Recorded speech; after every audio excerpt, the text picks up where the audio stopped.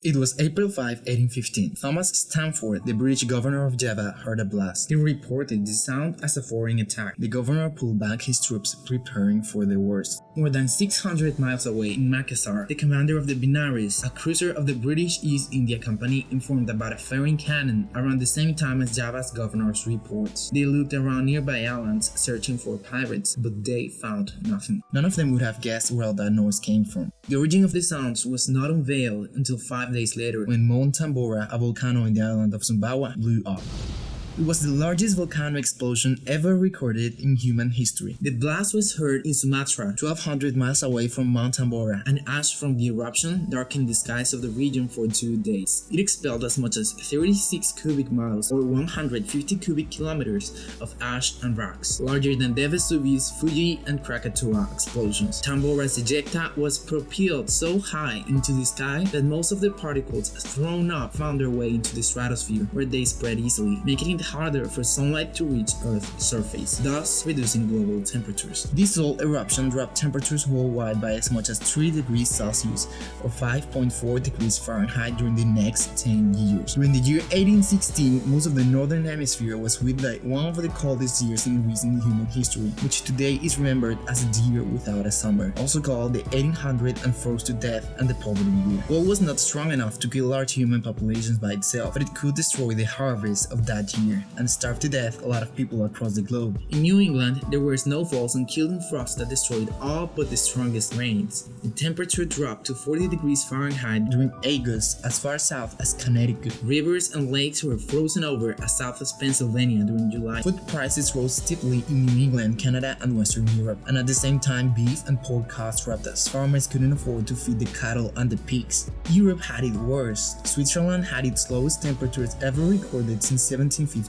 In several islands, cats were eaten, and riots became common in France and the UK. Not everyone was affected by this wave of cold though. Parts of Western North America, Eastern Europe, India, Japan, and the Middle East had average or above average temperatures, but this doesn't mean that these areas were not affected in other ways. Tambora's most obvious effect was the drop in temperatures, which also caused other little-known outcomes. The monsoon season was disrupted in South and Southeast Asia, resulting in droughts followed by overwhelming floods that destroyed most of the crops that survived the cold weather.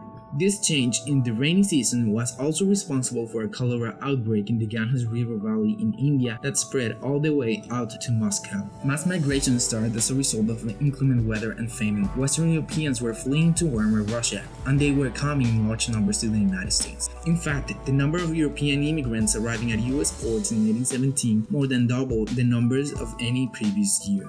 Internal immigration also took off. Crop failure confined a lot of Americans in the Northeast to move to Central New York and the Midwest, especially farmers and the poor. Many of them became frontier town settlers, contributing to the American westward expansion. In Europe, Mary Wollstonecraft, better known as Mary Shelley, moved to Switzerland during the summer of 1816, along with her fiancé, to escape from the bad English weather, just to encounter an even worse climate in Geneva. As the dark days kept the English visitors indoors, they decided to make a ghost story writing competition to entertain themselves, where Mary came up with Frankenstein, inspired by the tenebrous sky, the insurrections, and the sufferings in Geneva's hungry people's faces. It is even argued that this sudden alteration in global climate helped further advance the Christian revival movement that was seen across the Atlantic as people tried to make sense of it all. That at the same time helped fuel the anti-slavery movement in the United States. Joseph Smith, the founder of the Church of Christ, was one of the many people that escaped from the cold Vermont weather to settle in New York. Climate didn't come back to normality until around 1818, when all sulfur in the stratosphere was removed by the slow action of gravity. Tambora blew up during a climatic period already cold enough to threaten food production. You see, climate is cyclical. Earth has experienced several periods of warmer and colder temperatures throughout its history. What causes the colder periods is not yet fully understood. The last cold period of the Holocene